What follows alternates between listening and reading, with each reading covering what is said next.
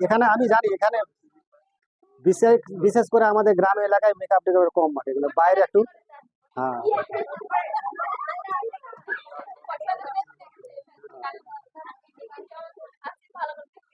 যাই হোক, এবার 4 নম্বরের অঙ্ক চলে আসি নাকি, খুব হলো। ওই এবার 4 থেকে চ্যাপ্টার দেখ পুরোটা আমি বুঝিয়ে দিচ্ছি আজকে, মানে 3.1 শেষ করে দেবো। বেশি তো নেই, কম আছে তাই বলছে শেষ করে দেবো। 3.2 ধরা যাবে না, কালকে ধরবে।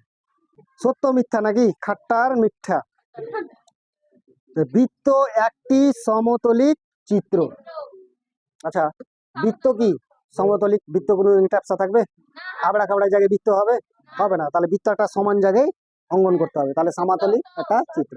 মনে করলাম আমি একটা বৃত্ত আঁকবো, তো বোল্ডারে আবড়া খাবড়া হয়ে আছে, ওখানে গিয়ে বৃত্ত আঁকা যাবে? যাবে না, ট্যাপসা হবে। বৃত্তটা সমান জায়গায় বরাবর জায়গায় অঙ্কন করতে হবে, তাই জন্য ভাববো এটা কি সমতলিক চিত্র। তার মানে কি এটা সত্য না মিথ্যা হবে? সত্য। পরেরটা, বৃত্তাংশ একটি সমান্তলিক ক্ষেত্র।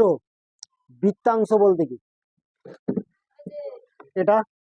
এটাও কি সমান জায়গায় রাখতে হবে, তাহলে এটাও কি হবে সমান্তলিক ক্ষেত্র। বোঝা গেল? মানে এই পুরোটা মিলিয়ে কি একটা হয় ক্ষেত্রফল হয় তো, তাহলে সমান্তলিক কি হয়? এটা ক্ষেত্র, তার মানে এটাও কি হবে? সত্য। বৃত্তকলা একটি সমতলিক ক্ষেত্র, অবশ্যই এটাও সত্য, এটাও সমান জায়গায় থাকবে।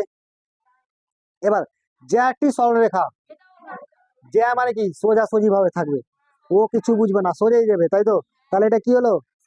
সত্য। সরলরেখা মানে কি সোজাসুজি একটা দাগকেই সরলরেখা বলবো, তাই তো? তাহলে এটা কি হবে? সত্য। চাপ একটি সরলরেখাংশ। চাপ মানে কি এরকম টেড়া থাকবে নাকি বুঝো সরলরেখা? হবে?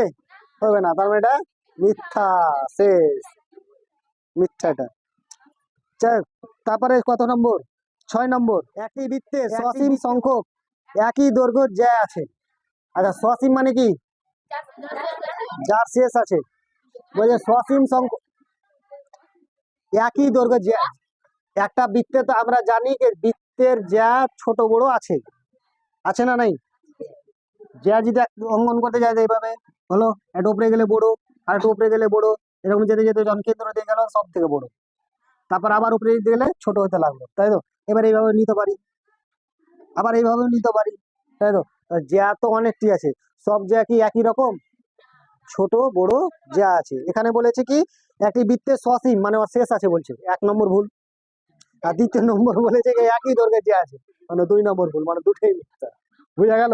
দুদিকেই ভুল বলেছে।